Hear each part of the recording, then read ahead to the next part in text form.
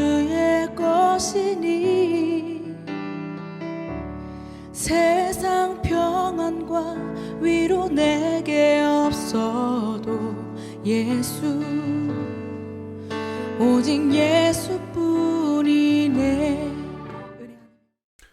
3월 8일 주일 예배 하나님께 올려드리겠습니다.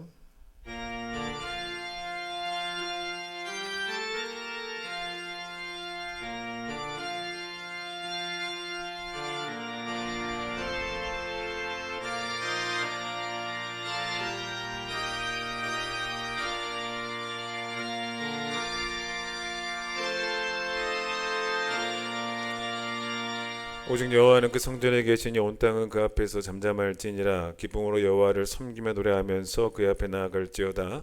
하나님은 영이시니 예배하는 자가 영과 진리로 예배할지니라. 아멘.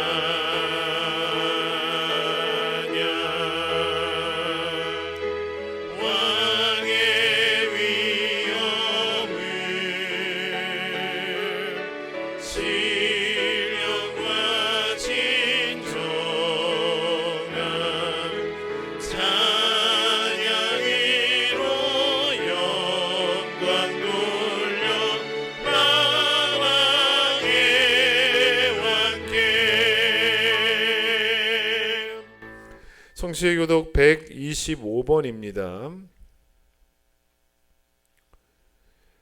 하나님이여 사슴이 시냇물을 찾기에 갈급함 같이 내 영혼이 주를 찾기에 갈급하니이다. 내 영혼이 하나님 곧 살아계시는 하나님을 갈망하나니 내가 어느 때에 나아가서 하나님의 얼굴을 배울까.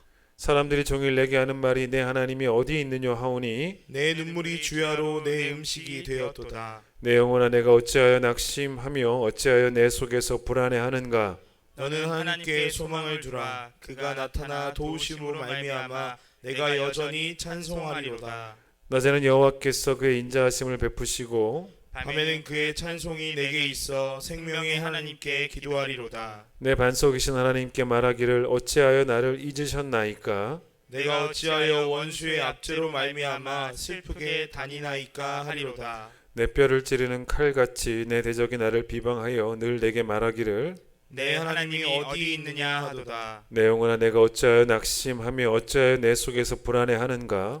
너는 하나님께 소망을 두라. 나는 그가 나타나 도우심으로 말미암아 내 하나님을 여전히 찬송하리로다. 아멘. 이 시간 여러분의 모든 죄악을 주 앞에 고백하겠습니다.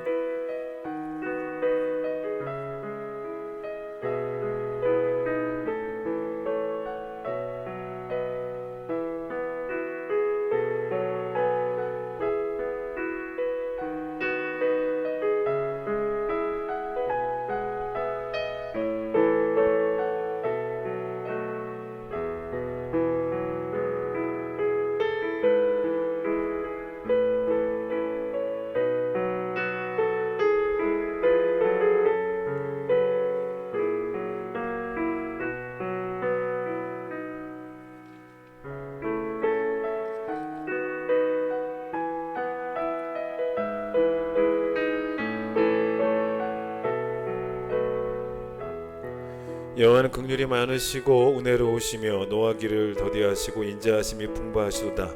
우리의 죄를 따라 우리를 처벌하지는 아니하시며 우리의 죄악을 따라 우리에게 그대로 갚지는 아니하셨으니 하늘이 땅에서 높음같이 그를 경외하는 자에게 그의 인자하심이 크심이로다. 아멘. 신앙 고백하겠습니다. 나는 전능하신 아버지 하나님 천지의 창조주를 믿습니다. 나는 그의 유일하신 아들 우리 주 예수 그리스도를 믿습니다.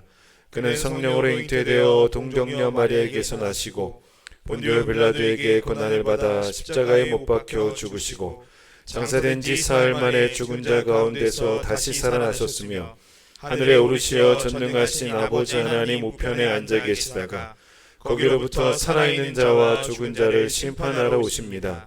나는 성령을 믿으며 거룩한 공교회와 성도의 교제와 죄를 용서받는 것과 몸의 부활과 영생을 믿습니다. 아멘. 찬송가 415장 함께 찬양하겠습니다.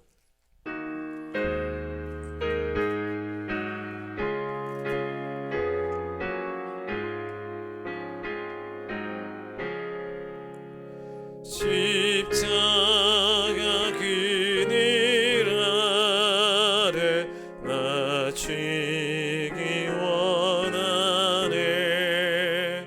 저 햇빛이 뜨겁고 또 짐이 무거워 이 광야 같은 세상에 늘 방황할 때에 주 십자가의 그늘에 내 주를 꼭 찾았네. 내 눈을 밝히 떠서 저 십자가 볼 때 날 위해 고난 당하신 주 예수 보인다. 그 영상 볼 때 내 맘에 큰 진림 받아서 그 사랑 감당 못하여 눈물만 흘리네. 십자가 그늘에서 나 길이 살겠네.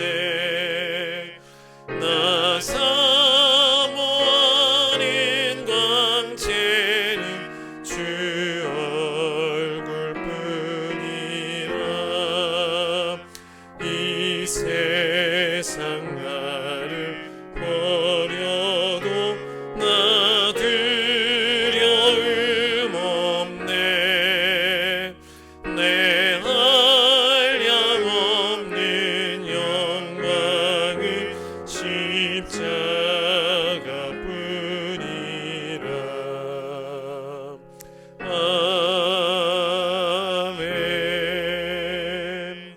고린도후서 1장을 보겠습니다. 신약성경 286페이지, 신약성경 286페이지, 고린도후서 1장 3절로 7절, 고린도후서 1장 3절로 7절 제가 읽도록 하겠습니다. 찬송하리로다. 그는 우리 주 예수 그리스도의 하나님이시요 자비의 아버지시요 모든 위로의 하나님이시며 우리의 모든 환난 중에서 우리를 위로하사 우리로 하여금 하나님께 받는 위로로서 모든 환난 중에 있는 자들을 능히 위로하게 하시는 이시로다. 그리스도의 고난이 우리에게 넘친 것 같이 우리가 받는 위로도 그리스도로 말미암아 넘치는도다. 우리가 환난 당하는 것도 너희가 위로와 구원을 받게 하려는 것이요 우리가 위로를 받는 것도 너희가 위로를 받게 하려는 것이니 이 위로가 너희 속에 역사하여 우리가 받는 것 같은 고난을 너희도 견디게 하느니라. 너희를 위한 우리의 소망이 견고함은 너희가 고난에 참여하는 자가 된 것 같이 위로에도 그러할 줄을 알미라. 아멘. 오늘 기도는 이강혜 권사님이십니다. 권사님의 기도를 보내오셨고 제가 대신해서 읽도록 하겠습니다. 창조와 섭리의 하나님, 올 겨울은 너무나 따뜻했습니다. 눈이 와야 할 때 비가 내립니다. 계절의 흐름이 변하고 있음을 깨닫습니다.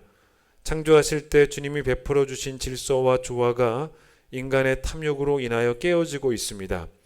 우리의 다음 세대들이 살아가야 할 이 땅의 자연과 환경을 지켜주시옵소서. 우리부터 먼저 환경에 대한 경각심을 가지고 불편을 감수하며 실천할 수 있는 우리들이 되기를 기도합니다. 과하지 않게 욕심부리지 아니하고 비우고 내려놓을 수 있는 과감한 결단과 일용할 양식만을 구하며 필요한 것만 채울 수 있는 욕심 없는 마음을 허락하여 주시옵소서. 코로나 바이러스로 인해서 온 나라 경제가 마비되고 정치가 혼란스러운 가운데 있습니다. 속히 코로나 바이러스의 확산을 막아주시고 해결할 수 있는 여건과 환경을 열어주시옵소서. 전염병의 위험한 상황에서도 몸을 아끼지 않고 최선을 다하고 있는 봉사자들을 축복하시고 환자들이 속히 치유되어 정상을 되찾는 날이 속히 올 수 있도록 주님 도와주시옵소서. 어려움이 있을 때마다 주님께서는 이 나라 이 민족을 불꽃 같은 눈동자로 지켜주셨습니다. 이 어려움을 통하여 한국교회가 하나님께 기도하게 하시고 믿음의 모든 종들이 기도하는 나라가 되게 하여 주시옵소서. 한 주 주님의 성전에서 모여서 예배드리지 못했는데 습관적으로 드리던 주일 예배가 얼마나 소중하고 그리운지, 내 교회, 내 성전, 내 형제 자매들이 얼마나 그리운지를 이번 일을 통해서 예배의 소중함을 다시 한번 깨닫게 하시니 감사합니다. 속히 성전에서 예배드릴 수 있는 날이 올 수 있도록 주님 역사하여 주시옵소서. 사순절이 시작되었습니다. 그리스도의 고난과 죽음, 부활을 기억하며 겸손히 기도할 수 있는 저희들이 되게 하여 주시옵소서. 십자가에 죽기까지 저희 죄인들을 위하여 피 흘리신 십자가의 사랑을 늘 기억하며 더 겸손히 주님 앞에 나아가기를 소망합니다. 3월 새로운 학기가 시작됩니다. 우리 어린 영혼들 우리의 희망입니다. 코로나 바이러스로 인하여 학기 시작이 지연되었지만 새로운 희망을 가지고 열심히 공부할 때 저들의 키가 자라고 지혜가 자라 모든 사람에게 덕을 끼치는 귀한 영혼들이 되기를 기도합니다. 이 시간 영상으로 말씀을 전하실 목사님께 학자의 혀를 허락하시어서 말씀 전하시기에 부족함이 없도록 성령 충만함을 주시옵소서. 영상 예배를 위해 수고하시는 모든 손길들을 축복하시고 우리들에게는 은혜의 시간 되게 하여 주시옵소서. 이 모든 말씀 우리 주 예수 그리스도의 이름으로 기도하옵나이다. 아멘.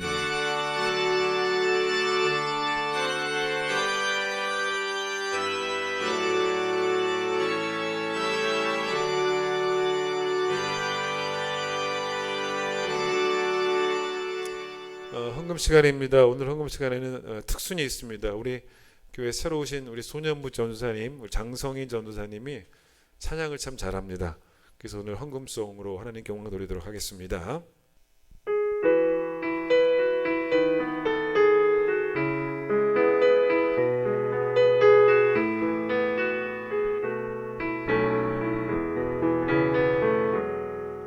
그 선한 힘에 고요히 감사여 그 놀라운 평화를 누리며 나 그대들과 함께 걸어가네. 나 그대들과 한 해를 여네. 지나간 허물 어둠의 날들이 무겁게 내 영혼 짓눌러도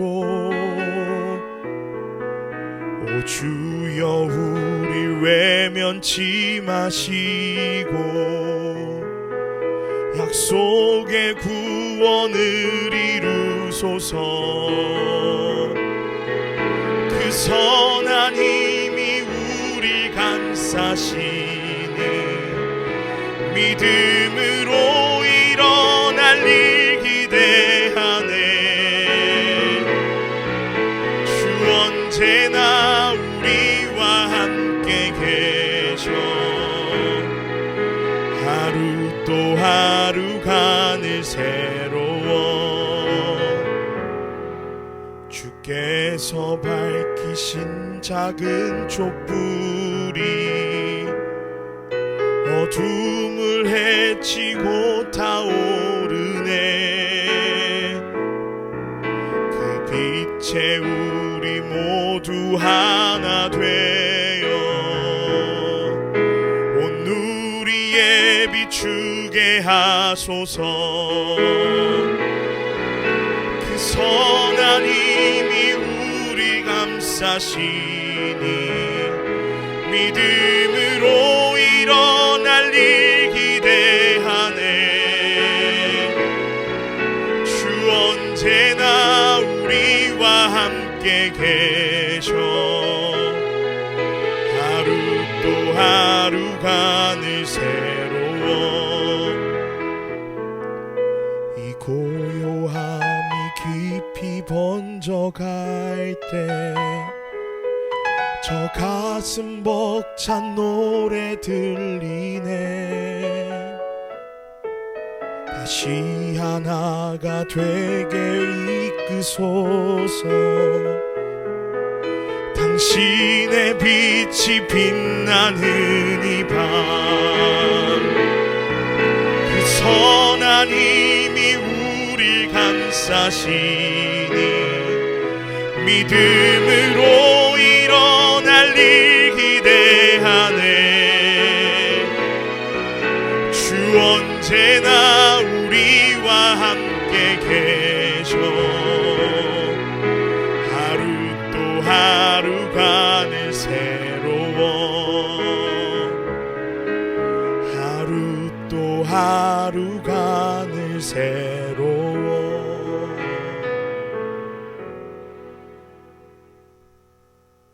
기도하겠습니다. 하나님, 주 앞에 귀한 봉헌 드렸습니다. 기쁘게 받아주시고 또 하나님께 영광되는 예물 되게 하여 주시며 귀하게 사용되어질 수 있도록, 주님의 일이 성취되어질 수 있도록 주님 도와주시고, 우리가 하나님 향하여 인색한 자 되지 말게 하시고 하나님께 대하여 부유한 자가 되게 하여 주시며, 우리가 물질의 주인이 아니고 하나님의 물질의 주인임을 우리가 우리의 삶 가운데서 고백하며 살아가는 귀한 성도들 될 수 있도록 하나님께서 축복하여 주시옵소서. 예수님 이름으로 기도드립니다. 아멘. 교회 소식을 전하도록 하겠습니다.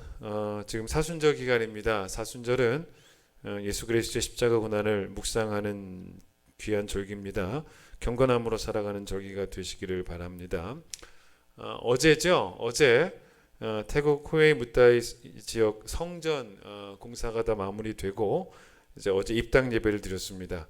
성전 한동하고 또 사택 한동, 두 개 건물을 다 완공을 해서 어제 입당 예배를 드렸는데 선교사님이 그 예배 사진을 찍어서 보내오셨습니다.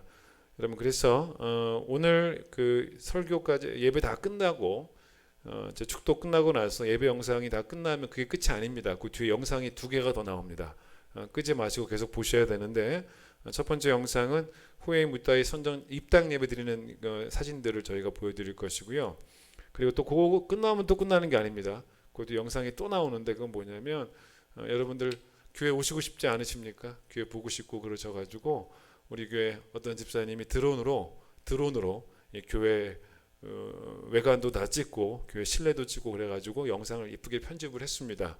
그래서 그게 여러분 맨 끝에 또 영상이 나오니까 보너스 트랙, 여기까지 나옵니다. 그래서 그것까지 다 보시고 오늘 영상을 이제 예배를 마치시면 될 것 같습니다. 헌금에 대해서 또 여러분도 질문들을 하시는데, 온라인 예배를 드리는 동안은 여러분 교회 계좌로 온라인 헌금을 하시면 됩니다. 여러분 주보에도 교회 계좌가 나와 있고, 또 오늘 여러분 받은 문자에도 교회 계좌가 들어 있고요. 또 여러분 지금 방송에 교회 계좌가 나가고 있습니다.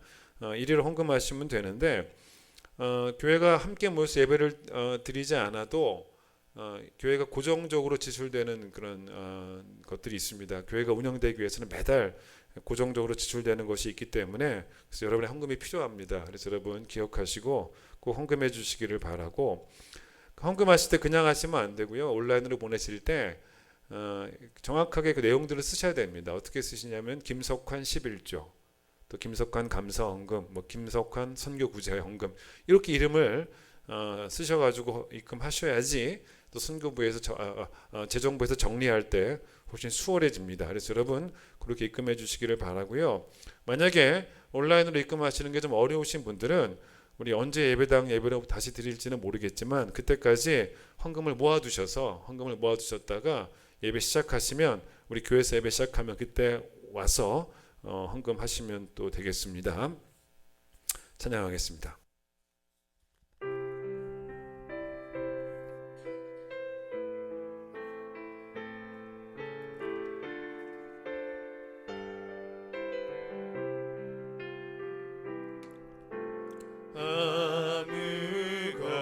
아무것도 두려워 말라. 주 나의 하나님이 지켜주시네. 놀라지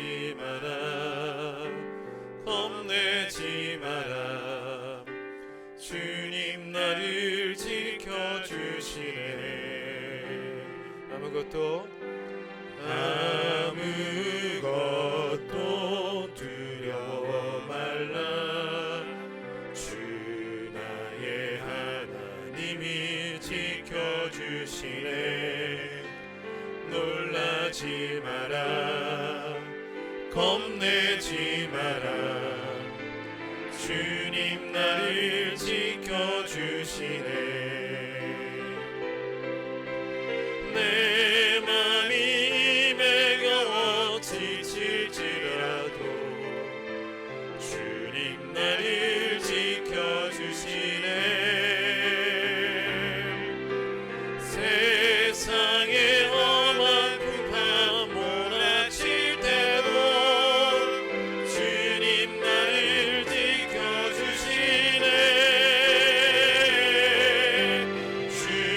주님은 나의 산성, 주님은 나의 요새, 주님은 나의 소망, 나의 힘이 되신 여호와.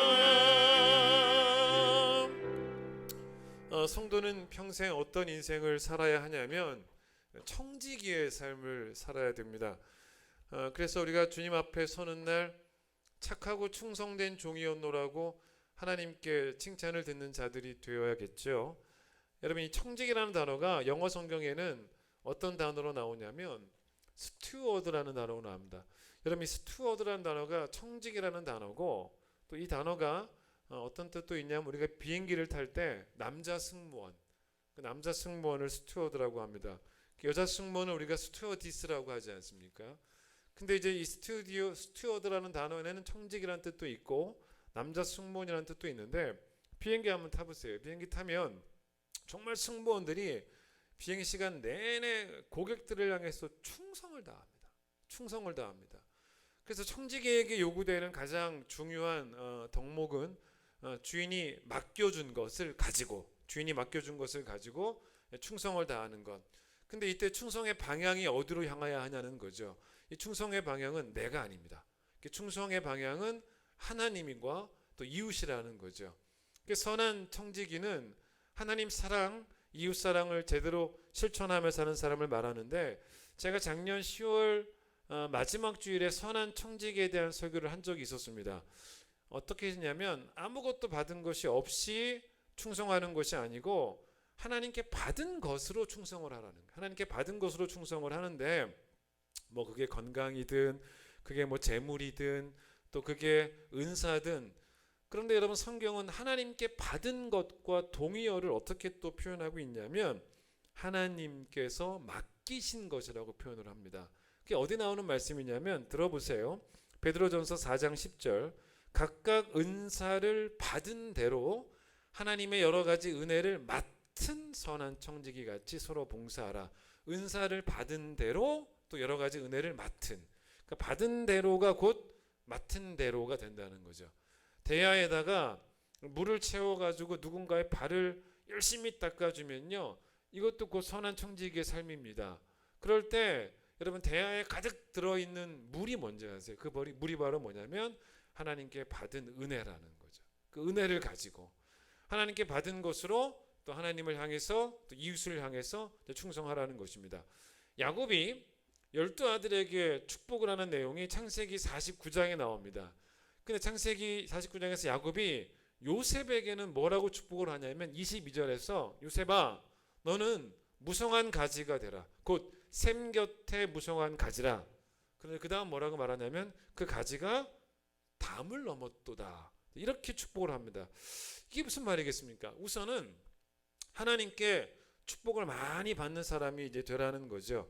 그걸 뭐라 그랬냐면 샘 곁에 뿌리를 내려서 무성한 가지가 되는 복을 네가 받으라는 거예요. 그러니까 우리가 하나님께 받는 복이 말 그대로 그 복은 정말 세어 볼 수 없을 만큼 완전한 복이고 풍성한 복을 우리가 이제 받습니다. 그래서 야곱이 요셉에게 너 그냥 가지 되라 그렇게 말하지 않고 무성한 가지가 되라. 무성한 가지가 되는 축복을 받아라.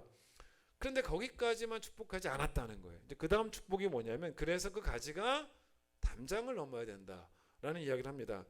여러분, 이런 이야기가 아니겠습니까? 제가 한번 이 말씀을 생각해 보니까 이런 이야기 같아요. 그러니까 내 집에 울타리가 있는데 내 집 울타리 안에 무성한 가지로만 남아있는 나무 되지 말고 담장을 뛰어넘으면 어떻게 되겠습니까? 누군가 여러분 지나가다가 그 가지가 제공하는 그늘 아래에서 쉴 수도 있는 것이고, 또 누군가 지나가다가 그 가지에 열려있는 열매도 먹을 수도 있는 것이고, 그 가지가 반드시 내 집안에만 있어야 되고, 그래서 나에게만 그늘이 되어줘야 되고, 나를 위한 열매만 되어주는 그런 복이 아니라 담장을 뛰어넘어 많은 사람을 섬기는 복을 얻으라고, 그러니까 복의 통로가 되는 복을 누리라고, 그렇게 축복을 하는 거죠. 야곱이 요셉에게. 이걸 여러분 김동호 목사님이 어떤 표현을 그분의 책에서 사용하셨냐면, 축복의 그릇만 생각하는 신앙인 되지 말고 축복의 파이프가 되는 그런 성도가 되라, 축복의 파이프가 되는 그런 인생이 되라, 이런 표현을 하셨더라고요. 표현이 참 좋죠. 그러니까 우리는 하나님께 내가 복을 많이 받기를 바라고, 또 그럴 때 남보다 그릇도 더 컸으면 좋겠고, 그 그릇도 큰데 그 그릇에 하나님께서 막 복을 넘치도록 채워주시기를 바라고, 그런데 그것만을 우리는 이제 복이라고 자꾸 생각을 하는데, 제가 예전에 어떤 말씀을 드린 적이 있었냐면, 물론 복을 받는 것도 복입니다. 근데 여러분, 복을 받는 것도 복이지만 받은 복을 가지고 복된 삶을 사는 것도 복이란 말이에요. 그러니까 복을 받는 것도 복이지만 받은 복을 가지고 복된 삶을 사는 것도 복이니까, 그게 다른 말로 하면 바로 뭐냐면 축복의 파이프가 되는, 파이프를 통해서 물이 흘러가듯이 그렇게 내가 복을 흘려보내는 자로 살아가는 것, 그것도 꽤 훌륭한 복이라는 거예요. 그렇게 성경은 말하고 있다는 것입니다. 자, 룻의 이야기를, 룻기에 가면 룻의 이야기가 나오는데, 룻의 시어머니가 나오미였죠. 근데 여러분, 나오미에게는 며느리가 둘이 있었습니다. 하나가 오르바고 하나가 룻이었습니다. 근데 여러분, 이 세 여자에게 어떤 일이 벌어졌냐면 남편들이 다 죽어요. 나오미의 남편도 죽고 나오미의 아들들도 다 죽습니다. 여자 셋만 남은 거예요. 이런 상황에서 나오미가 어떻게 하냐면 두 며느리에게 너희들 친정으로 돌아가라, 나한테 더 이상 있지 말고 돌아가라, 그렇게 말을 해요. 그러면서 뭐라고 말하냐면, 가서 다시 새 남편도 만나라, 다시 결혼도 해라, 행복한 가정을 이뤄라, 그리고 축복도 해줍니다. 주님이 너희를 돌봐줄 것이다, 이렇게 기도도 해줍니다. 이렇게 이야기했을 때 여러분, 처음에는 두 며느리 둘 다 아니라고, 우린 절대로 그렇게 떠나갈 수 없고 계속 어머니랑 함께 할 것이다 하고 그렇게 말을 합니다. 근데 나오미는 그래도 계속 가라고, 막무가내 돌아가라, 아버지에게 돌아가고 어머니에게 돌아가고 가서 결혼해라. 그래서 결론이 뭐냐면, 누가 갔냐면 오르바는 갑니다. 오르바는 돌아가요. 근데 나오미는 절대로 돌아가지 않습니다. 자기는 안 가겠다는 것입니다. 그러면서 여러분, 나오미가 룻은 절대로 안 가겠다, 이렇게 말합니다. 그래서 룻이 뭐라고 말하냐면, 어머니 곁을 자기가 계속 옆을 지키고 있겠노라고, 어머니는 떠나가라고 하는데 안 그러겠다고, 나는 어머니 가시는 곳에 나도 가고, 어머니가 묻히는 곳에 나도 묻히고, 뭐 그런 식으로 결코 나는 어머니를 떠나지 않겠다라고 말한 며느리가 룻이었단 말이에요. 여러분, 그게 어떤 것이겠습니까? 시어머니가 두 며느리에게 말했던 것은 뭐였냐면, 너희들에게 복이 되는 곳으로 가라는 거예요. 너희들에게 복이 되는 곳으로 돌아가라는 것입니다. 그게 친정일 수도 있고, 그게 새로운 남편일 수도 있는 거예요. 만나 결혼할 수도 있는 것이고, 새로운 남편 만나서. 그런데 룻은 어떤 태도를 보인 거냐면, 어떻게 이렇게 늙은 어머니를 버려두고 나 혼자 갈 수 있겠냐는 거예요. 그러니까 룻의 태도는 뭐냐면, 내 복을 내가 찾아 나서기보다는 어머니 곁에 머물면서 어머니에게 복이 되는 사람이 되겠다. 내가 내 복 찾아 나서기보다는 내가 어머니 곁에 머물면서 어머니한테 복되는 사람이 되겠다. 그런 태도가 룻의 태도였다는 것입니다. 우리가 흔히 은혜를 받았다라는 표현을 종종 쓰는데, 근데 여러분, 은혜를 받았다는 것이 과연 어떤 것이겠냐는 거죠. 은혜를 받았다면 그 은혜를 받은 증거가 필요한데, 저는 우리가 은혜를 받았다는 것 중에 정말 좋은 증거, 나타나는 증거 중에 하나가 뭐냐면, 너를 생각하는 마음이 커져가는 거예요. 또 너를 뛰어넘어서 이제는 우리를, 너와 우리, 그게 바로 은혜를 받은 저는 증거라고 생각합니다. 교회 다니면서 은혜 받았다라고 말은 많이 하는데, 나만 생각한다면 그건 은혜 받은 게 사실은 아니에요. 나만 생각한다면, 담장 밖으로 절대 가지가 뻗쳐나가기를 원하지 않는다면 그건 은혜 받은 게 아닙니다. 그런데 너를 생각하고 그리고 우리를 생각한다면 정말로 내가 누군가에게 내가 힘이 되어주고, 또 또 누군가에게 내가 실제적인 도움이 되어주기를 원한다면 그게 진짜 은혜 받은 거예요. 요즘 여러분 마스크 사기 힘들죠. 다음 주부터는 이제 마스크를 한 사람이 뭐 2개씩 살 수 있게 된다라고 말을 하는데, 근데 사실 제가 기사를 읽어보니까 우리나라가 한 주에 마스크 생산할 수 있는 양이 한 5천만 장, 6천만 장 정도라고 하더라고요. 근데 우리나라 국민이 그렇지 않습니까? 그러니까 모든 국민이 2개씩 사면 사실 공급이 수요를 못 따라가는 거예요. 모든 사람들이 다 2개씩 사게 되면은요, 이게 뭐 아예 못 사는 사람도 생길 수 있다는 것입니다. 근데 이런 상황에서 어떤 사람들은 자꾸만 어떻게 뭐 살 수만 있다면, 가능한 방법만 있다면 자꾸 사재기를 하려고 하는 분도 계신데, 여러분 성도가 마스크를 사재기하는 것은 절대로 성도답지 않습니다. 지금 이 상황에서 며칠 전에 이렇게 TV를 보니까 이 저소득층에 계신 뭐 독거 노인들, 그런 할아버지 할머니들은요, 자기들은 마스크 살 줄도 모르고 사실은 마스크 있는 거 빨아 쓰신다는 거예요. 그게 빨아 쓸 수 있는 게 아니지 않습니까? 우리가 흔히 쓰는 그 KF94 마스크를 그렇게 빨아서 쓸 수 있는 그런 마스크가 아닌데, 근데 모두가 지금 우리나라 국민 모두가 마스크가 필요한 이때 우리에게 남을 좀 생각하는 마음이 필요하지 않겠습니까? 이게 어떤 거겠습니까? 나부터 살고 보자가 아니고 모두 다 가질 수 있도록, 모두 다 살 수 있도록 내가 좀 덜 가지자. 내가 좀 덜 가지자. 저는 그런 마음이 좀 필요하지 않을까. 내가 최고로 안전해야 한다가 아니라 대한민국 국민 모두가 전체가 안전해야 한다. 우리를 생각하는 마음. 그래서 여러분 대한민국 국민들이 그런 근사한 생각을 하는 것. 그런데 여러분 대한민국 국민들이 그런 근사한 생각을 하는 것도 물론 좋겠지만 그 전에 한국 교회 성도들이 먼저 그런 생각을 하는 게 저는 기독교의 힘으로 보여지기를 원하고 또 기독교의 다름으로 보여지기를 원한다는 거예요. 대한민국 전 국민들이 그런 생각을 한다면 그걸 우리가 뭐라고 말할 수 있냐면 국민성이라고 말할 수 있겠죠. 그런데 한국 교회 성도들이 그런 생각을 한다면 그게 바로 뭐냐면 신앙입니다. 그게 신앙이에요. 신앙의 힘을 보여줄 때가 됐습니다. 며칠 전 기사를 보니까 그 지금 환자들을 수용할 병실이 부족하다고 말하는데, 그래서 이 경증 환자들, 중증 환자들 말고 경증 환자들을 수용할 수 있도록 어떤 그런 센터에 수용하게 하겠다라고 벌써 이렇게 시작을 했죠. 그런데 그렇게 경증 환자들을 수용할 수 있도록 제가 기사를 보니까 여의도 순복음교회와 사랑의 교회와 뭐 광림교회와 이런 교회들이 자기네 교회 수양관을 경증 환자 수용 시설로 제공하기로 그렇게 했다라는 기사를 읽었을 때 저는 정말 이런 기사가 많이 나왔으면 좋겠어요. 교회가 세상을 아름답게 섬기는 이런 기사들이 얼마나 근사합니까? 그런 기사가 얼마 전에 났더라고요. 제가 처음에 이 청지기에 관한 말씀을 여러분에게 드리면서 말씀을 시작했는데, 청지기는 하나님께 받은 은혜를 맡은 은혜로 여기는 그런 것이라고 말했는데, 그래서 맡겨주신 것으로 충성을 다하는 게 바로 청지기라고 그랬습니다.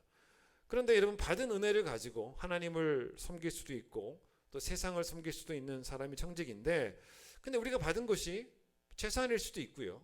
우리가 받은 것이 뭐 은사일 수도 있고 뭐 건강일 수도 있습니다. 그런데 오늘 본문이 왜 좋은 본문이냐면, 어떤 사람은 이렇게 말할 수도 있지 않겠습니까?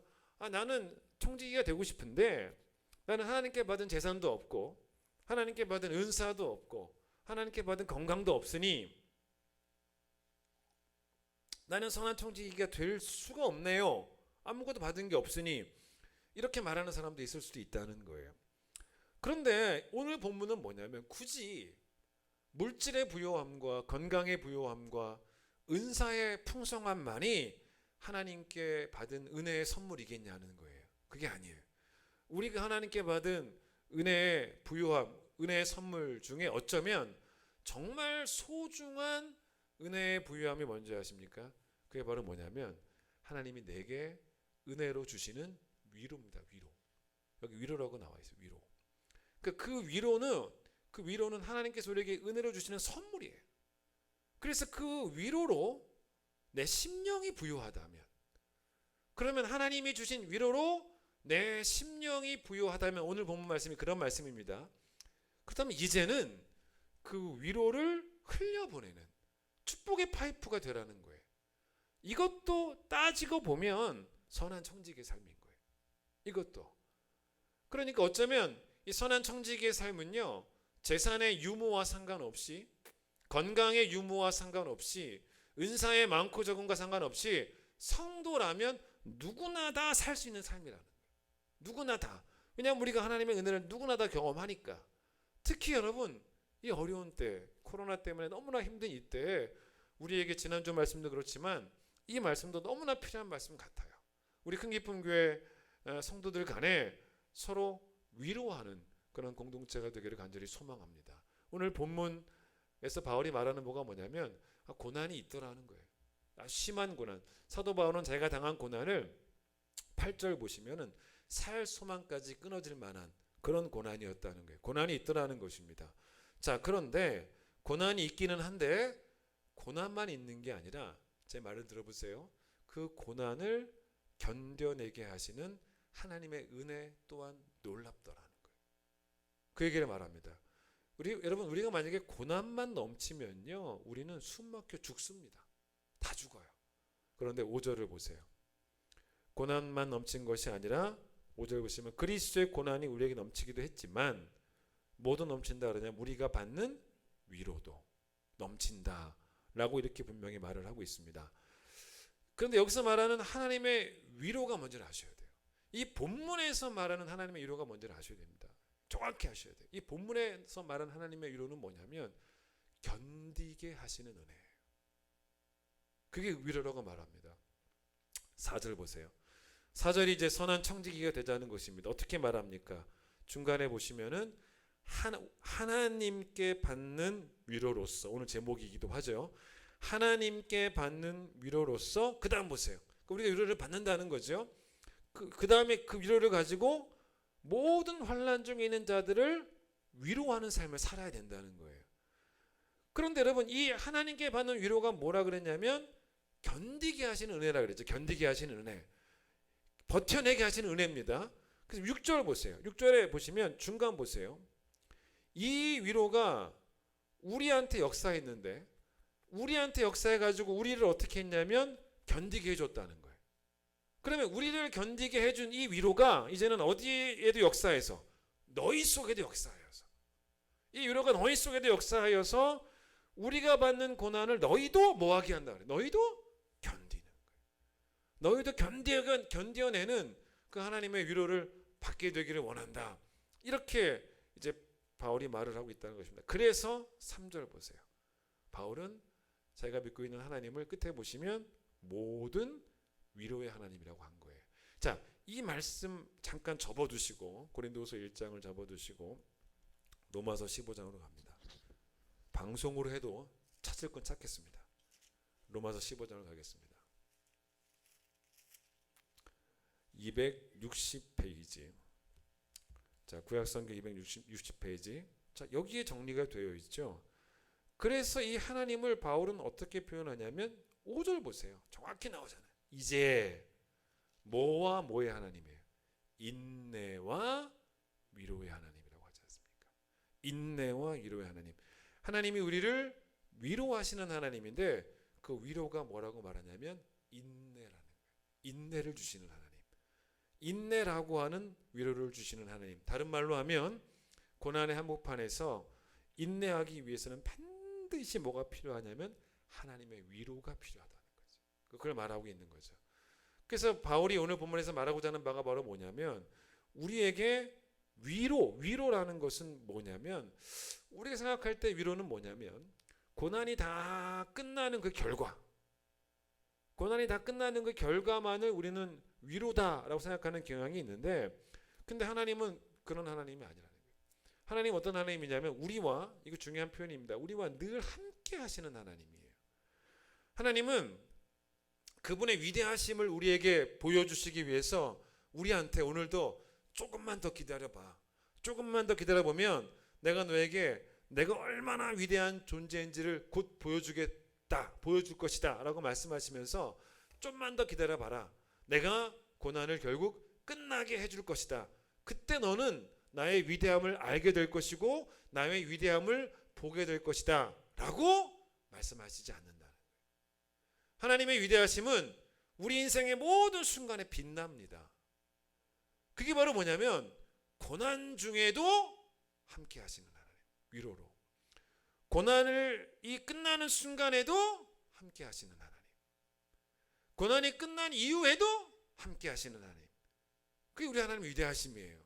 따라서 바울이 고난이 끝나야지만 그때서야 우리가 하나님의 위로를 만날 수 있다라고, 하나님의 위대함을 만날 수 있다, 또는 하나님의 위로를 만날 수 있다, 또는 하나님의 은혜를 만날 수 있다, 그렇게 말하지 않고 다시 본문으로 가보겠습니다. 고린도후서 1장. 분명히 뭐라고 말하냐면 3절 보세요. 하나님은 모든 위로의 하나님인데 4절, 우리의 모든, 그 다음에 단어가 중요하죠. 그 다음에 뭐라고 나옵니까? 우리의 모든 환난 중에서도예요. 환난 중에서도. 환난 중에서도 여전히 우리를 위로하고 계신다는 거죠. 5절 보세요. 고난이 넘치는 그 자리에 하나님의 위로도 동시에 넘쳐나고 있다는 거예요. 하나님의 위대하심은 계속 드러나고 있다는 것입니다. 저는 우리 교회 성도들 가운데 많은 고난 가운데 있는 성도들을 만나게 됩니다. 어떤 분은 정말 이 몸의 면역력 자체가 다 무너져 가지고 욥의 고난을 나는 이해할 수 있을 것 같다라고 말했던 그런 성도도 우리 교회 가운데는 계시고요. 또 경제적으로 너무 힘겨운 날들을 보내는 그런 성도들을 만나기도 합니다. 또 믿음을 정말로 지키고자 교회 가고자, 교회 가는 게 뭔 잘못이에요. 그러나 그 믿음을 지키려고 억울한 어떤 핍박을 받는 그런 성도들도 만나게 되기도 합니다. 근데 저는 동시에 이 고난의 이 한복판에서, 고난의 폭풍우 속에서 우리 성도들이 버텨내고 견뎌내는 것도 저는 보게 됩니다. 아니, 단순히 버텨내고 견뎌내는 정도가 아니고 막 영이 살아있어요. 영이 살아있는 그런 성도들을 보게 됩니다. 고난 중에 있는 이들도 여전히 위로하시는 그 하나님이 계신 거죠. 그래서 저는 그들을 볼 때 하나님의 위대함을 보게 됩니다. 그런 성도들을 또 보는 것만으로도 저는 하나님의 위로를 경험하기도 합니다. 그런 이야기예요. 그러니까 여러분, 하나님의 위로는 기다리고 있는 게 아니에요. 기다리고 있는 게 아니라 오늘도 경험하면서 살아가는 거예요. 그게 하나님의 위로라는 것입니다. 자, 에베소서 1장 3절에 바울이 옥중서신이죠. 3절에 뭐라 그러냐면 찬송하리로다 라고 말을 합니다. 그런데 고린도후서 1장 3절도 보세요. 여기도 뭐라고 나오냐면 바울이 찬송하리로다 라고 합니다. 그런데 조금 입장이 달라요. 왜냐하면 에베소서 1장 3절은 뭘 의미하냐면 이렇게 나옵니다.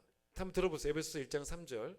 찬송하리로다 하나님 곧 우리 주 예수 그리스도의 아버지께서 그리스도 안에서 하늘에 속한 모든 신령한 복을 우리에게 주시되라고 말합니다. 그러니까 이 에베소서 1장 3절의 찬송하리로다는 어떤 의미냐면, 비록 내가 지금 감옥에 있다는 거예요. 감옥에 있지만 자기의 시선은 저 천국을 바라보고 있다는 것입니다. 그러니 저 천국으로 미래에 인도하실 그 하나님을 찬송하는 게, 그 하나님을 찬송하는 게 에베소서 1장 3절이에요. 지난 주일 설교처럼 현재의 고난 너무 많아요. 그런데 그 고난과 비교할 수 없는 장차올 영광을 계속 생각을 하면서 찬송하리로다, 멀리를 바라보면서, 그게 에베소서 1장 3절이에요. 그러나 고린도후서 1장 3절은 달라요. 장차올 저 천국의 영광을 바라보고 있는 것도 아니고, 아니면 언젠가 몇 년 후에, 몇 개월 후에 끝나게 될 그 고난을 기대하면서 미리 찬송하리로다 라고 말하는 것도 아니고, 이거 뭔지 아세요? 고난 중에도 위로라고 하는 선물로 우리와 함께 하시는 현재적인 하나님의 은혜, 현재적인 하나님을 그 찬송하고 있는 현재적인 하나님의 임재, 그걸 찬송하는 게 바로 3절 찬송하리로다. 그걸 아셔야 돼요. 여러분, 위로도요 하나님의 도우심입니다. 고난이 끝나는 것만이 하나님의 도우심이 아니고, 고난이 끝날 때까지 그 모든 시간들을 위로로 채우시는 하나님도 도우시는 하나님이에요. 그걸 아셔야 돼요. 그 하나님을 찬송하고 있는 것입니다. 여러분, 우리가 고난 중에 하나님을 붙잡지 않으면 위험하죠. 우리 하나님 붙잡습니다. 근데 우리가 또 하나 기억할 것은, 우리가 하나님을 붙잡는 것도 믿음이지만 고난 중에, 동시에 고난 중에도 하나님이 나를 여전히 붙잡고 계심을 잊지 않는 것도 믿음이에요. 그걸 아셔야 돼요. 그러니까 성경은 그걸 어떻게 표현하는지 아십니까? 참 자주 나오는 표현입니다. 그게 바로 뭐냐면 하나님이 결코 우리를 버리지 아니하신다. 참 좋은 표현이죠. 근데 성경이 하나님이 우리를 버리지 아니하신다라는 표현을 상당히 자주 써요. 자주 나옵니다. 그런데 여러분 성경에 단 한 번만 말해도 진리잖아요. 성경에 단 한 번만 말해도 진리인데 여러분 성경에 계속 반복해서 나오는 표현이 뭐냐면 우리를 버리지 아니하신다. 이 표현입니다. 여러분 그러니 이건 정말로 흔들림 없는 진짜 진리인 거예요. 그걸 아셔야 됩니다. 우리의 믿음의 선배들이 고난 중에 있어도 그 상황이 하나님이 절대로 나를 버린 상황은 아니다 라고 하는 그 따뜻한 진리를 발견하면서 계속 하나님의 위로를 경험합니다. 다 그랬어요. 모든 고난 중에 있었던 모든 우리 믿음의 선배들이. 제가 이런 글을 읽은 적이 있습니다. 한번 들어보세요. 덧니를 가진 사람은 10명 중 1명일 수 있고 손가락이 하나가 없는 사람은 1000명 중 1명일 수 있고 눈이 한쪽 눈이 먼 사람은 10,000명 중 1명일 수 있다는 거예요.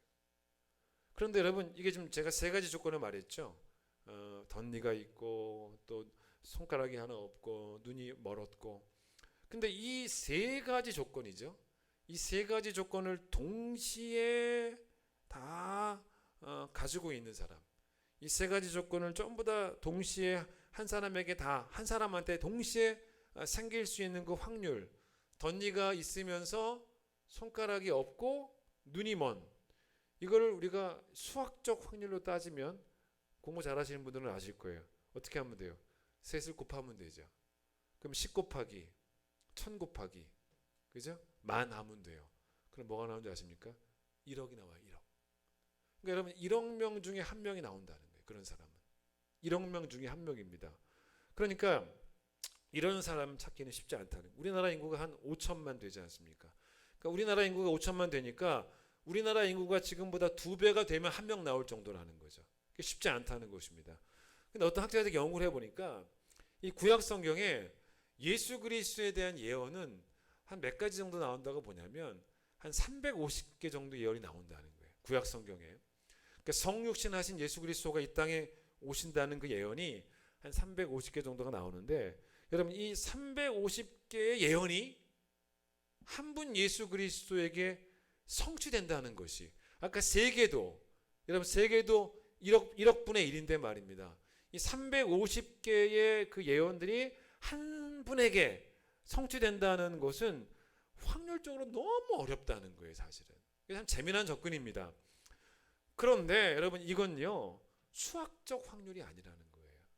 이건 수학적 확률이 아니고 하나님의 약속의 성취입니다. 여러분 이건 뭐냐면 하나님의 약속의 성취는요 약속은요 수학적 확률이 아니고 즉 가능성이 아닙니다. 가능성이 아니라 실제예요. 실제. 무슨 말이냐? 예수님이 이 땅에 사람의 몸을 입고 성육신하셔서 우리를 찾아오신 것을 성경은 뭐라 그러냐면 임마누엘이라고 합니다. 임마누엘. 임마누엘이 뭡니까? God with us예요. God is with us입니다. 우리와 함께 하시는 하나님이에요. 우리를 버리지 아니하시는 하나님입니다. 죄인들을 버리지 않으시는 하나님이에요. 그런데 임마누엘은 그럴 수도 있는 가능성이 아니라는 거예요. 오늘 우리가 만나는 실제적인 은혜라는 거예요. 여러분 성경에서 하나님이 택하신 주의 백성들을 절대로 버리지 아니하신다라는 말씀이 이것저것에 나오는데 제가 말씀을 준비하다가 이것저것 찾아봤어요. 근데 그중에 많이 나오는데 저에게 참 마음이 와닿았던 게 사무엘상 12장의 말씀이었어요. 사무엘상 12장에 사무엘이 이스라엘 백성에게 고별 설교를 합니다. 근데 그 내용을 이렇게 보다가 22절에 사무엘이 멋진 말을 하더라고요. 뭐라고 말하냐면 이렇게 말합니다. 들어보세요. 여호와께서는 너희를 자기 백성으로 삼으신 것을 기뻐하셨으므로 여호와께서는 그의 크신 이름을 위해서라도 자기 백성을 버리지 아니하실 것이요. 자, 하나님이 어떤 하나님이냐면 우리의 하나님 되시는 것을 너무 좋아하시는, 너무 기뻐하시는 하나님이라는 것입니다. 그래서 하나님이 절대로 스스로 포기하지 아니하시는 것 중에 하나가 뭐냐면 하나님 스스로 그 기쁨을 좋아하시니까 하나님이 절대로 포기하지 않으시는 것이 뭐냐면 우리의 하나님이 되시는 것. 이거 포기 안 하신다는 거예요. 너무 좋아서. 그렇죠? 우리가 하나님에 대해서 너무 염려를 많이 합니다. 근데 그게 문제가 되는 거예요. 우리가 염려하는 게 문제인 것이, 우리가 하나님을 염려하는 게 문제인 것이지, 하나님이 우리의 하나님 되시는 것을 기뻐하시는데, 그걸 기뻐하시는데 하나님의 기쁨을 과연 뭐가 뺏을 수가 있겠냐는 거예요. 아무것도 뺏을 수 없다는 것입니다. 그래서 여러분 사무엘이 뭐라고 이야기했냐면, 하나님은 그의 크신 이름을 위해서라도 자기 백성을 버리지 아니하신다는 거예요.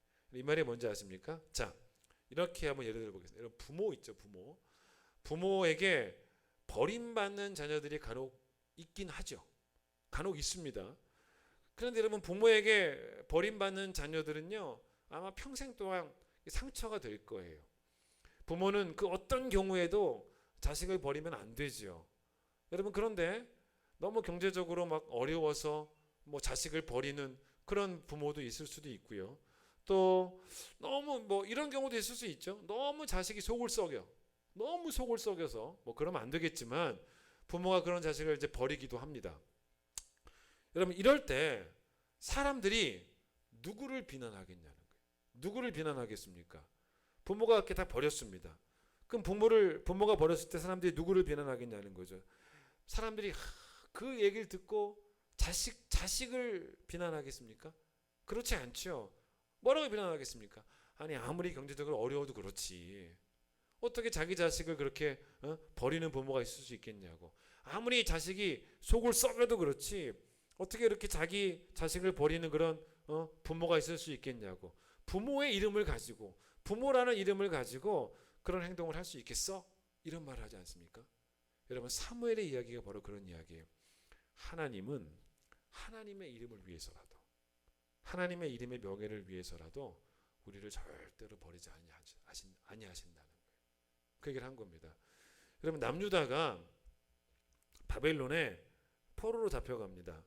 그 세월이 70년이었어요. 70년이었습니다. 근데 만약 하나님이 그들을 완전히 버리신 거라면, 포로 생활한 게 완전히 버리신 것이라면, 이건 뭐냐면 진짜 말 그대로 이들을 하나님께서 완전히 잊어버리신 거죠. 잊으신 거예요. 잊으신 거죠. 근데 여러분 그 포로로 끌려간 세월이 몇 년이었냐면 70년이었습니다. 그런데 그때 만약 하나님이 그들을 만약에 진짜 완전히 버리신 것이라면 다시 돌아오게 하겠다라고 하는 회복의 약속을 주시지 않겠죠. 그런데 하나님이 이사야를 통해서 어떤 약속을 주시냐면, 내 백성을 버리지 않고 다시 돌아오게 하겠다. 고향으로 돌아오게 하겠다는 약속을 주십니다. 그러면서 이사야를 통해 주신 약속 중에 약속 가운데 어떤 말씀이 나오냐면 이사야 62장 4절에 이런 말씀이 나옵니다. 들어보세요.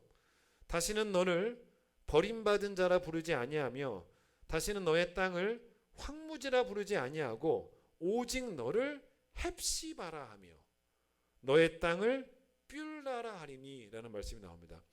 이는 여호와께서 너를 기뻐하실 것이며 너의 땅이 결혼한 것처럼 될 것임이라. 여러분 이게 되게 귀한 말씀입니다. 이게 무슨 말씀이냐면 헵시바라는 단어가 나왔고 뷸라라는 단어가 나왔습니다. 여러분 헵시바라는 뜻이 바로 뭐냐면 나의 기쁨은 그에게 있다. 이런 말이에요. 나의 기쁨은 이스라엘에게 있다. 이런 말입니다.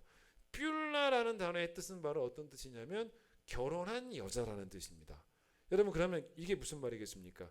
그들이 포로 생활을 하고 있지만 돌아오게 하겠다라는 말씀은 여러분 하나님이 그들을 버리셨다면 못 돌아오는 거예요. 근데 돌아오게 하시겠다는 말씀은 그게 바로 뭐냐면 나는 여전히 너희를 기뻐하고 있다. 나는 여전히 너희 하나님 되는 거가 좋다는 거예요. 그리고 뷸라는 결혼한 여자라는 뜻인데 이게 여러분 무슨 말이겠습니까? 하나님과 우리의 관계를 다시 한번 확인시켜 주시는 거예요. 하나님과 우리의 관계는 부부간의 언약을 맺은 그런 관계라는 거예요. 하나님은 우리의 남편이고 우리는 하나님의 신부라는 것입니다. 부모와 자식의 관계로서 하나님과 우리의 관계를 표현하기도 하는데 그 관계도 하나님이 우리의 부모니까 끊어질 수 없는 것이고 하나님은 절대로 자식을 버리는 그런 부모가 아니라는 것이고 동시에 하나님은 절대로 아내를 버리는 그런 남편은 아니라는 거예요. 그게 바로 뷸라예요. 뷸라. 그게 필요합니다. 그러니까 이게 얼마나 귀한 약속입니까? 시편 23편 여러분 잘 아시는 시편인데 이 시편 가운데 다윗의 영성이 가장 빛나는 절이 총 6절까지 있는데 가장 빛나는 절은 저는 어디라고 보냐면 4절이라고 봅니다. 왜냐하면 4절에 어떤 말씀이 나오냐면 내가 사망의 음침한 골짜기를 다닐지라도 해를 두려워하지 않을 것은 주께서 나와 함께 하심이라. 이런 말씀입니다. 여러분 쉽게 생각해 보세요. 진짜 실력이 뭔지를 어떤 사람이 정말 실력이 있다라고 말할 때 학생이 정말 실력이 있다. 여러분 학생이 공부하는 실력이 있다라고 말할 때 그게 어떤 것입니까? 학교 다닐 때 여러분 기억해 보세요. 고등학교 때, 중학교 때 쉬는 시간 10분 엄청 시끄럽잖아요. 근데 이 10분 동안 우리는 별별 거 다 하죠. 어떤 애들은 밥을 먹기도 하고 어떤 애들은 숙면을 취하기도 하고. 그런데 여러분 정말 이 공부하는 실력이 있는 애들은요. 그 시끄러운 쉬는 시간에도 펼쳐놓은 책에 집중을 합니다. 그 상황과 상관없이. 그게 실력이죠. 그게 실력입니다. 믿음이라는 것은 하나님을 향한 집중력이에요. 하나님을 향한 집중력이 믿음입니다. 보일 때 보는 것, 그게 실력이 아니에요. 보일 때 보는 게 실력이 아닙니다. 느껴질 때 느끼는 것, 그걸 실력이라 말하지 않습니다. 보이지 않아도 볼 수 있고 느껴지지 않아도 느끼는 것, 그게 진짜 실력이에요. 그게 진짜 실력입니다. 그게 진짜 믿음이에요. 사망의 음침한 골짜기, 뭐가 보여요? 보이는 게 다 사망의 음침한 골짜기입니다. 뭘 느낍니까? 사망을 느껴요. 그런데 사망의 음침한 골짜기에 있지만 하나님과 나의 관계는 헵시버와 빌라예요. 사망의 음침한 골짜기에 있지만 나를 절대로 버리지 아니하시는 하나님, 다윗의 하나님이 되시기를 기뻐하시는 하나님, 다윗의 신랑이 되기를 기뻐하시는 하나님, 다윗의 아버지가 되기를 기뻐하시는 하나님, 그 하나님께 다윗이 집중하면서 다윗은 그 하나님을 느끼고 있는 거예요. 여러분 그게 진짜 신앙이에요. 다윗은 하나님이 함께 하신다는 것이 그가 매일매일 믿고 있는 대단한 진리였습니다. 그걸 아셔야 돼요. 여러분 야곱의 인생에 터닝 포인트가 뭐였을까 생각해 보십시오. 언제였냐면 첫 번째 터닝 포인트가 뭐냐면 베델 사건이에요. 베델 사건. 야곱이 신앙생활을 제대로 하기 시작한 게 베델부터예요. 베델부터. 왜 그러냐? 아버지 집에서 도망 나오지 않았습니까? 그때부터였다는 것입니다. 아버지 집에 야곱이 살아갈 때 그때 야곱이 어떤 생각을 했었냐면 내가 형을 속이고 내가 아버지를 속이면 모든 게 잘 될 거야 라고 믿었습니다. 그때 여러분 야곱이 믿었던 능력이 있어요. 야곱이 믿었던 능력이 뭐였냐면 자신의 능력에, 그게 어떤 능력이냐면 속이는 능력이에요. 그걸 믿은 거예요. 그리고 이때 속이는 능력을 가지고 살아갔던 야곱과 함께 있었던 사람이 하나 있었어요. 떠나지 않고. 그게 바로 누구였냐면 그의 어머니 리브가였어요. 그렇죠? 근데 이제 그가 집을 나올 때는 어머니도 같이 못 나와요. 혼자 나왔단 말입니다. 도망 나올 때. 근데 그가 도망 나오면서 삼촌 라반의 집으로 가던 길에 노숙하다가 하나님 만납니다. 그때 너무너무 유명한 말씀 주시죠. 그게 베델 사건인데 하나님 야곱에게 뭐라고 말씀하셨냐면 내가 너와 함께 있다. 임마누엘, 내가 너를 떠나지 않겠다. 이 말씀을 딱 주세요. 그게 여러분 창세기 28장 15절에 나옵니다. 나중에 한번 읽어보세요. 여러분 그 뒤에 야곱이 변화됩니다. 어떤 사람으로 변화되는지 아십니까? 고난을 견디는 사람으로 바뀝니다. 고난을 버텨내는 사람으로 바뀝니다. 삼촌 집에서요 20년 넘게 그 힘겹고 어려운 세월을 너무 잘 버텨요. 너무 잘 견딥니다. 감히 삼촌을 속이려고도 하지 않아요. 속이지도 않습니다. 여러분 그게 바로 뭐냐면 하나님이 함께 하시는 것에 대한 결과예요. 무슨 말이냐? 야곱이 원래 믿었던 능력은 뭐였냐면 속이는 능력이었습니다. 그런데 야곱이 베델 사건 이후로 믿었던 능력은 뭐냐면 그의 능력이 아니라 하나님의 능력이었어요. 그게 뭡니까? 인내케 하시는 능력이에요. 견디게 하시는 능력이었다는 것입니다. 여러분, 고난의 상황에서 하나님이 우리를 버리지 아니하시고 함께 하신다는 것을 믿는 믿음의 선배들은 그걸 어떻게 경험했냐면, 도저히 견딜 수 없는 상황인데 진짜 신기하게도 견디게 되더라는 거예요. 이 말이 뭔지 아십니까? 정말 신기하게도 견디게 되더라. 이게 바로 뭐냐면, 그걸 바울이 표현해요. 그걸 어떻게 표현하냐면, 정말 신기하게도 견디게 되더라.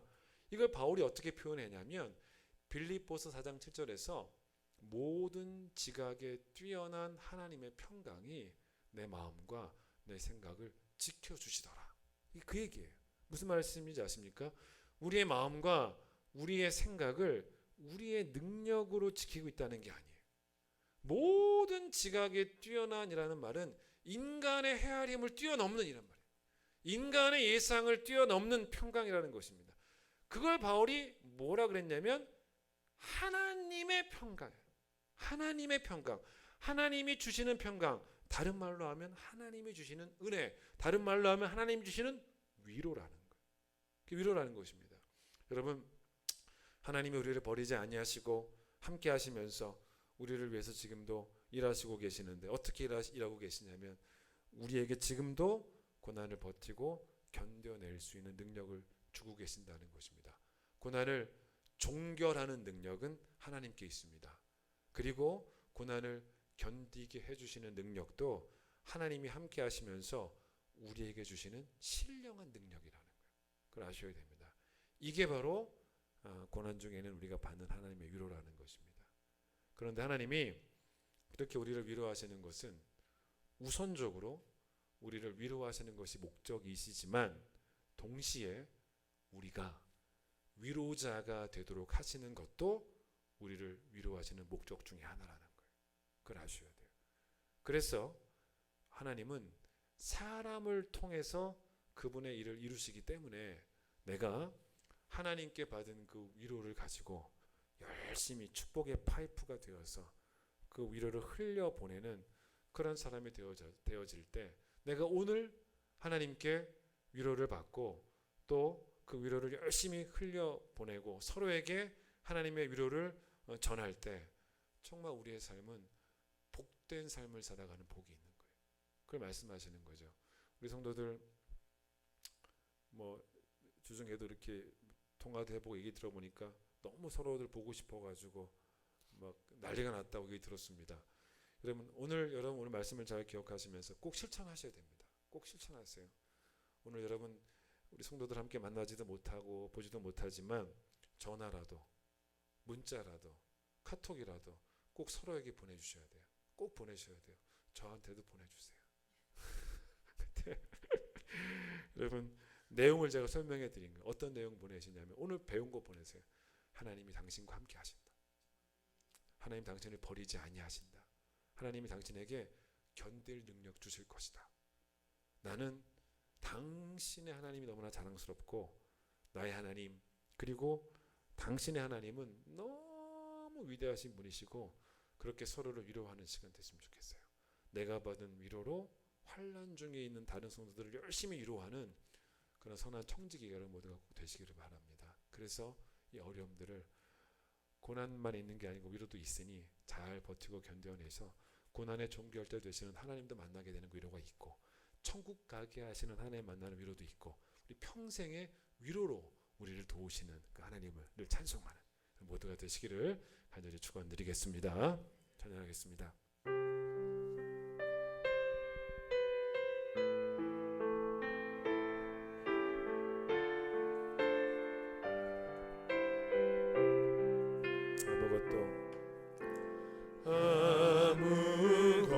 아무것도 두려워 말라.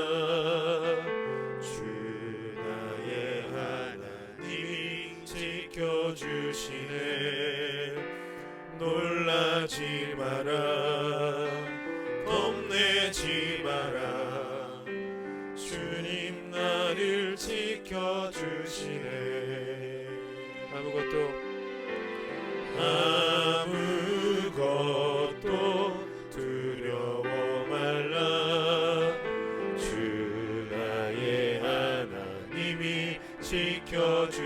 주시네.